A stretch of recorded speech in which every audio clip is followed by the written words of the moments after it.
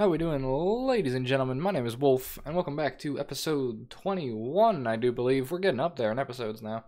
Although I know some people do like 100 plus episode series. Those kind of always scared me to do, but I am kind of doing one right now. It's kind of how things go sometimes. But yeah, we are going to be actually playing some PoE this time. I did like 20 minutes of exposition last time on fucking Threshold Jewels. So I don't really know how well that's going to go over. Hopefully it gave you like enough information.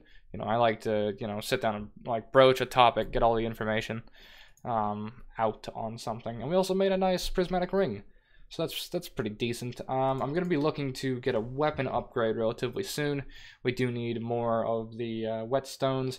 Now, that being said, I can convert armor scraps to whetstones via NPCs, but I don't have enough. It's three scraps to one whetstone, I believe. So, yeah, we're gonna need a few more. But yeah, so that being said, I don't really remember what my current quest is. Actually, yes, I do. We need to go all the way back. Now, this being said, right, I will tell you right now, when you get to this point, don't do the stupid thing, right? Don't think, oh, well, I can just go through control blocks and go this way. I can just go out here. No, you can't. It's blocked off. I thought the exact same thing. I tried to do the same thing. Tried to go out this way and go to the quest. It's blocked off. You gotta go through this way and go all the way back through. So don't do that. It doesn't pan out. It doesn't work. And yeah, you'll feel rather awkward when you get to the other end and go, ah, fuck. And have to come back and do it anyways. So that definitely happened to me. It was definitely an awkward moment. And sometimes when I zone out on stream and I get to this point, I'll like go back out there and I'll get there and be like, oh, god damn it, I did it again. Can I grab the portal scroll? There we go.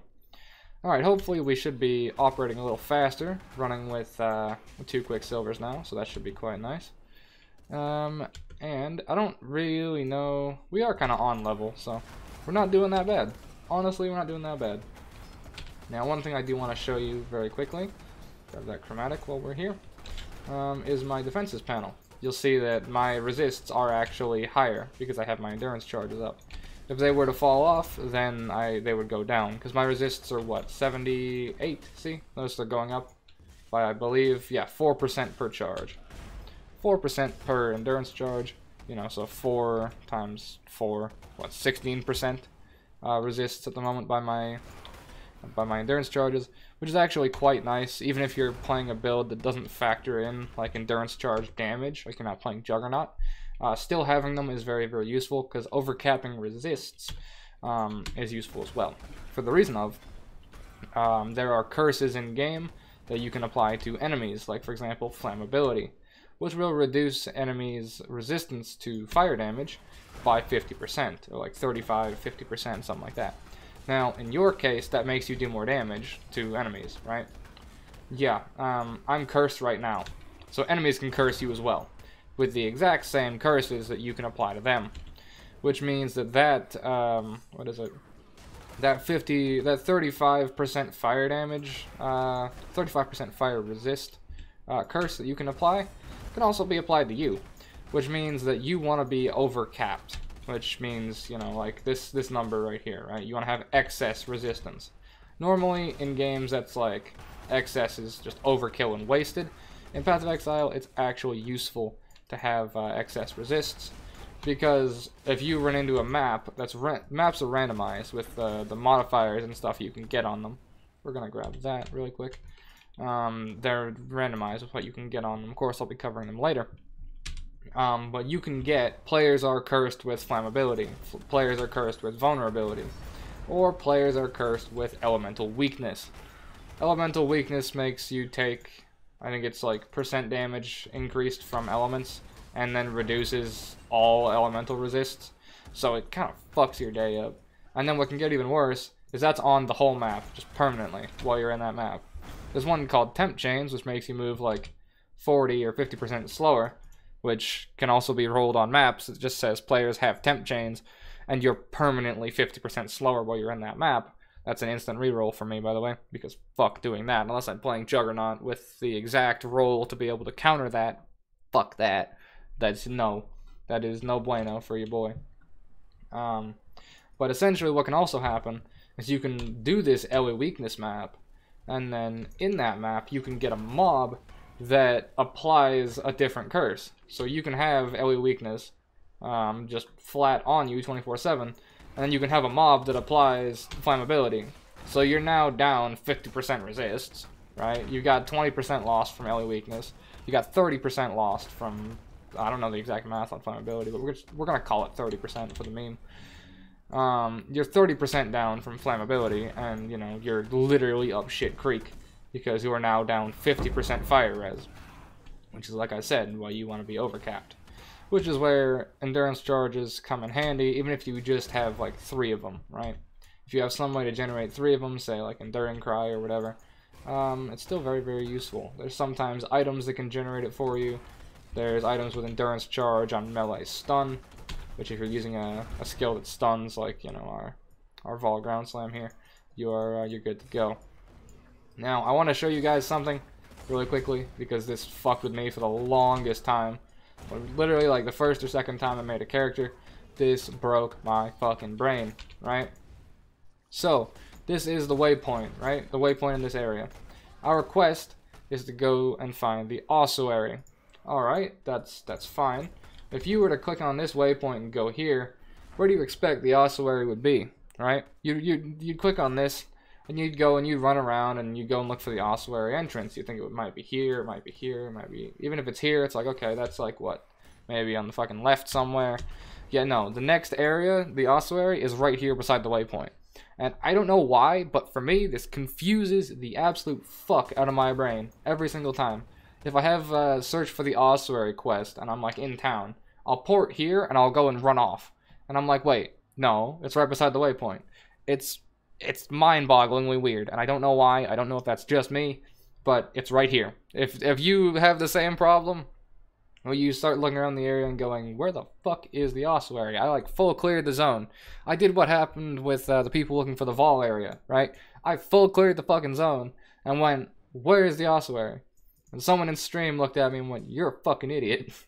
And I was like, right, alright, that's where it is. Good to know. So yeah, if that happens to you, yeah, you're welcome. But don't worry, it happened to me as well. So you're not alone in that scenario. But yeah, that's kind of an awkward situation when you're looking for that. I can kind of feel the weapon falling off now, if I'm honest with you. Need a better weapon though. The biggest thing while leveling, honestly, is keeping up with your weapon. It's the same in most action RPGs, unless you're playing a spell-based build, like if I'm playing Witch or something. Then weapons matter, but they don't really matter, because so long as you have a good enough wand with like % spell damage or whatever. I've used a level 6 wand to level 65 before. It's pretty insane to play like spellcasters and stuff. Honestly, if you want a very simple, unfuck-upable build in PoE, or you want to start off with a character you don't want to like... What episode was it? Was it 18? I think it was 18, where I talked about like the stigma of, oh god, what if I fuck up? If you want to avoid that, honestly, play a spellcaster. That's the best option I have for you, is play some kind of very basic spellcasting build. Because it's very, very hard to look at a spell and go, okay, that does lightning damage. How do I fuck this up? Well, it's really difficult, because you get wands with spell damage, and you realize it's lightning damage, so you get lightning % in the skill tree. You get spell damage % in the skill tree, and you're probably fine, right? If you paid attention to one episode that taught you about more multipliers, and, you know, getting added stuff on top of that, and then % increases and all this sort of stuff, if you paid attention to one of those episodes, you can probably make a build that does like 500,000 damage. I'm not kidding. I'm not kidding. I made what was it? An arc, or not an arc witch. I did make one of those. I fixed someone's arc witch and I took it from like 60k to fucking like 1 million. I'm not kidding. I took it to like 1 million DPS. It was gonna be the first episode of my build repair shop series, but it got copyrighted and I got very, very sad because I forgot to turn my music off when I recorded it and made me a very sad man. But yeah, playing spellcasters like that, it's very easy to create a build that's unfuck-upable or really hard to mess up. Because I made an arc, it's not fucking arc, it's Stormbrand, that's what it was. It's basically like, I don't really know how to explain it. I didn't really play it.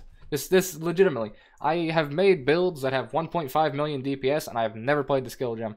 That's how fucking easy it is to make Ranger and caster builds in Path of Exile.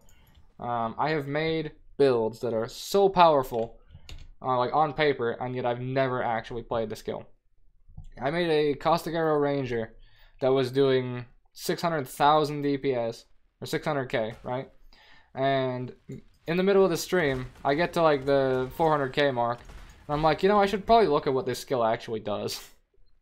That's a legitimate quote from the stream, was I should probably look at what this skill actually does. And then I realized what it did, and I pushed it up to 600k, and I was like, huh, that's pretty good. So, making a, what was that?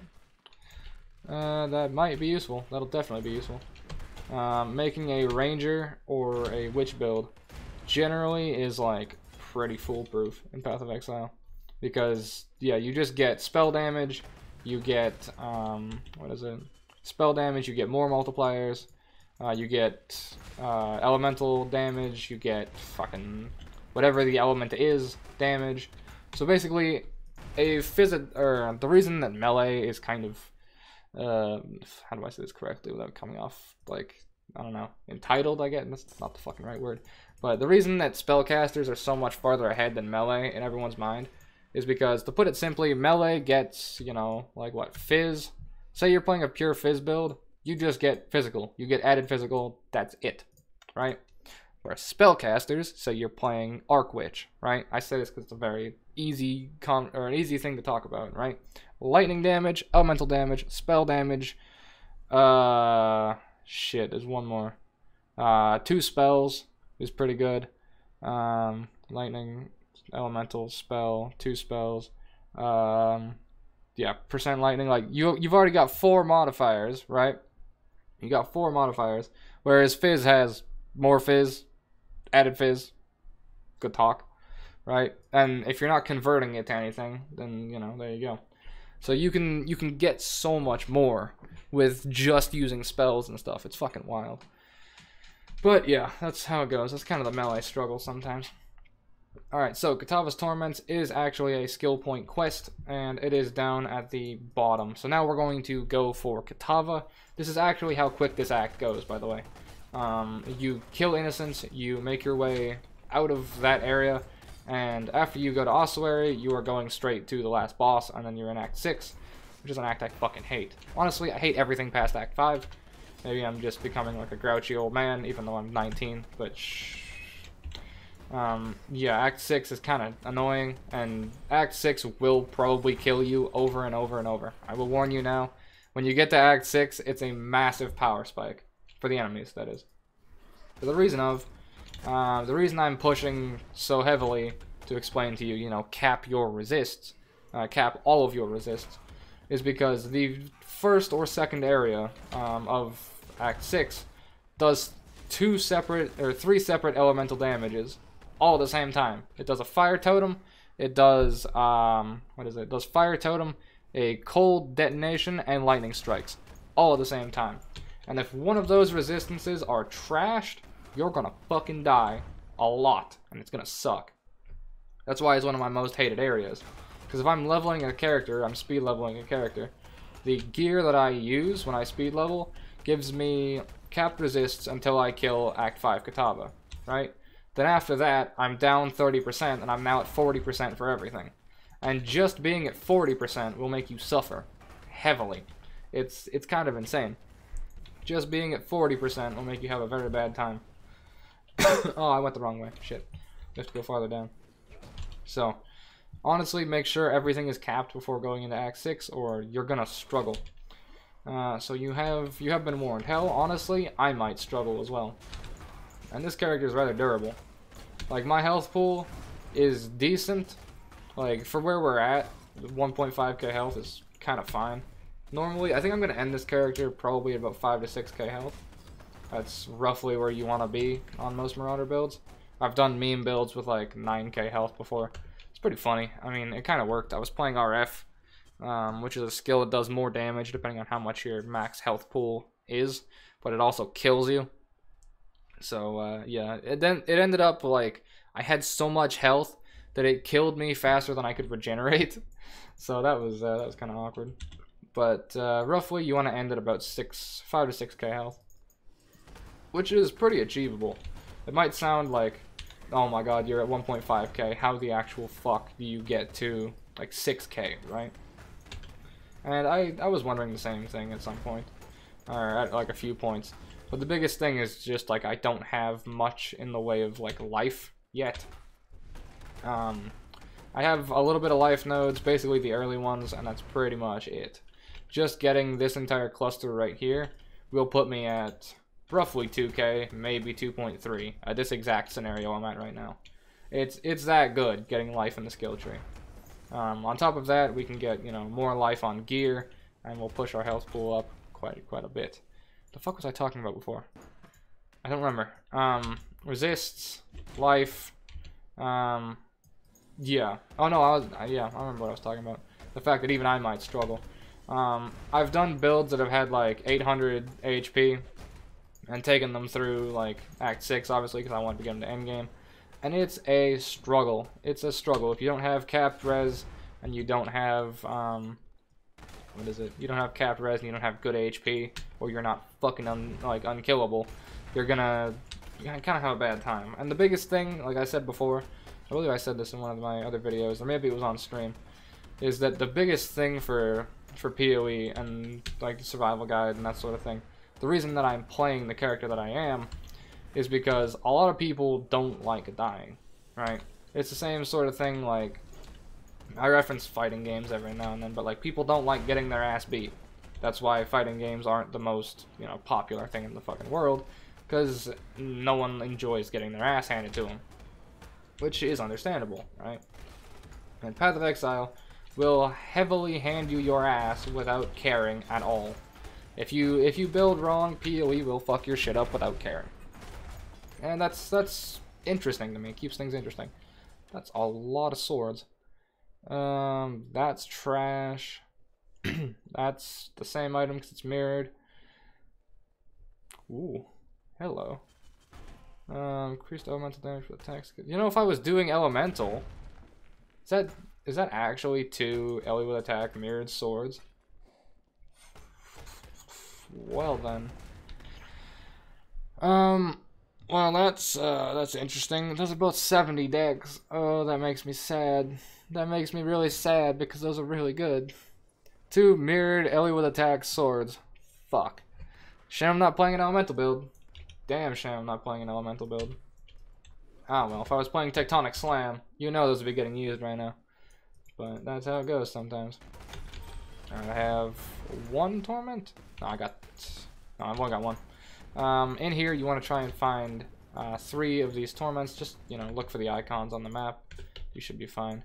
I'm going to actually start picking un-ID'd stuff up so I can sell it now. I've been leaving stuff on the ground. I'm just, like, grabbing currency and all that sort of stuff. But I'm getting to the point where I'm going to need to actually pick stuff up now. Because I need currency to make better items. Getting Sunder to be really fast later on is going to be interesting to do, because I'm really not sure how I'm going to go about doing that, but I shall try my best. I can normally make builds that are like very, very durable, but taking a generic Marauder and trying to make it fast is where I kind of fall off a little bit, or where things get a little more difficult for me to manage. But I can definitely make a build that can do endgame content without caring. It's just probably not going to be Sonic the fucking Hedgehog. Speaking of, actually, this is a fucking weird segue, but I legitimately made a build. What was it? I've actually never seen this item before. What the hell is this? Critical strikes have Culling Strike. That is. You want to know why I'm kind of annoyed at that? One, I've never seen this item before. Legitimately, I've never seen this before. Critical strikes have Culling Strike. I'll give you a second. Right? I won't open the skill tree yet.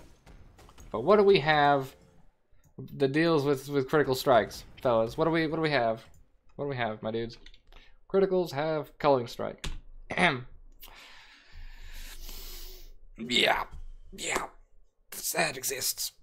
That definitely exists. Res Tech makes it so that we literally can never crit. Ever. So that's fun. Man, I can't turn my face cam up anymore. I'm sad. I've tried to do everything I can to get extra lighting in here, but it's not happening. It's not happening. But, well, that's interesting. I mean, honestly, it's almost better than what I have. Is it? Evasion rating, light radius, crit multi. That's a lot of crit multi. Intelligence. Okay, sure. I mean, I guess. Would have been nice if it was useful. But, I mean, thanks for the sentiment.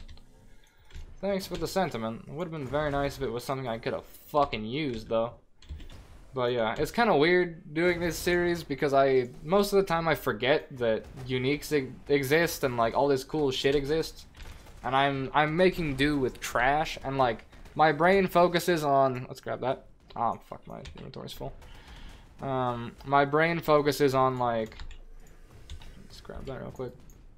On like doing story content and all that sort of stuff, and like progressing through the game and explaining things, and then uniques drop and I'm like, oh shit, right, this is part of the game, and it's an awkward moment for me, but still, that's terrible. Let's identify this. That's kind of terrible too. Actually, that's not bad. It's got good damage. But yeah, that's basically the best result we're gonna get. That's getting vendored, I think. I don't know what would vendor for more, honestly, but yeah. Did we get the last one? Yeah, I heard you. Yeah, we'll do. Alright. Go back to town. And let's sell everything here. And we can turn our quest in. We're gonna talk to you. It's gonna give me nice skill point quest. And we're going to vendor. All that. Actually, that's not identified yet. That could be better than what I have. Not really. Fire res, move speed. Move speed is nice, and this is actually better because it's got more sockets available. So that is good old vendor trash. Good old hot trash. It's always wonderful. There's a dog in the background. I hear doggo. There's a pupper lying on my bed right now. Good dog. We're going to put that on there. You'll get there one day. You'll get there one day. I might get an alchemy shard at one day, or one of these days too. Maybe. Take that skill point. Alright, we got 2 points. And we are going to go for... Do I go endurance charge first? Or Golem's blood? The real questions. That gives regen, that gives regen, that gives regen. Let's get Golem's blood first. That's 10% increased max life. So getting that, and then getting that, going through there for the life, and then getting Art of the Gladiator. It's going to give me some attack speed to make me do more damage. And yeah. But, I mean, it's getting kind of dark, I guess. My light's on. Like, legitimately, my face cam is a little weird because my light's on, my window's open, and my fucking face cam is as high as it's going to get. And I'm still, like, I still look like a fucking... I shouldn't make that joke on YouTube. Yeah, my camera's still dark as fuck. So, yeah. Do I think I can get Kitava in 7 minutes? I mean, fuck it. Let's try. Now, you guys are going to have to bear with me with the dark face cam. But we're going to see if we can get Kitava in 7 minutes. Or get to and kill Kitava in 7 minutes. Let's see. Oh, did it reset the zone? Haha. Shit, hang on. Can I cheat? Can I cheat, please? No. Is it the zone I was in? It's the zone I was just in. I don't know. Well, the zone reset. That kind of sucks. I know how to get to the boss, though, so fuck it. We're gonna go for it. We're gonna see if we can get to Kitava in this episode. I'm gonna kind of skip through everything, because I do know how to get there. And I'm gonna kill the stuff at Kitava, so... Essentially, from the waypoint, run straight down across the bridge and get to the giant, wide-open area. This is how you speed level, or in some cases, just not really give a fuck. All right, this giant, wide-open area. You want to go to the kind of top right-ish area. You want to look for a set of stairs, and that will be your indicator. This is kind of the cutoff. There's the stairs, and then over here, we come up through here, and around the shield, we'll have the cathedral rooftop. Now, you've got this area, you got to clear through this, and then you'll get to Kitava at the very end, and you fight that, which is kind of a long-ish fight. Not really, I don't know. We might go like 35 minutes this episode. That's fine. It's whatever. And yeah, we'll kill Kitava, drop our little marauder ass in Act 6, and we shall call it for this episode. And then we'll come back in, what is it, 22, 21, something like that. 22, I think, right? And we'll come back and I'll show you. I'll probably I'll try to show you why I hate Act 6, and my character will be fucking invulnerable and I'll be able to show you why. There's temp chains, by the way. Doesn't really slow me down when I have a Quicksilver up, but when I don't, you saw that walk speed for the split second there. It's pretty brutal. That's why a curse flask is very nice, because it lets you be immune to curses. So if you can keep up like a curse granite flask or something while you're doing a temp chains map, it is kind of a solution, but I mean, it's kind of a ghetto solution, but it works. Ghetto solutions are sometimes the only option. Sadly, I can't leap over these boundaries. It'd be great if I could, but sometimes it's just not allowed that way. You see the walk speed? It's brutal. It's pretty bad. Now imagine having that all map on a character with trash movement speed. It's not fun. It's not fun. Like I said, instantly reroll that map. I don't fuck with those mods. They're not fun to deal with. They're kind of the like annoyance mods. I don't know. I'm kind of wondering people's opinions on these sorts of things. This is like a weird topic to broach, especially in this series, where it's like some of the people that'll be watching this series or that I'll be talking to won't know what I mean. Hey, Armageddon Brand, cool. Won't know what I mean when I say like map mods and stuff. But what's your guys' kind of opinion on putting in like roles and stuff that are just blatantly trash? What's your guys' thoughts on that? Because it's odd for a conversation. Hey, that's useful. Because it's like, in a way, it's required to have certain things like feel better, but at the same time, it's annoying to have certain things that you roll just blatantly be dog shit, right? Or just blatantly be annoying.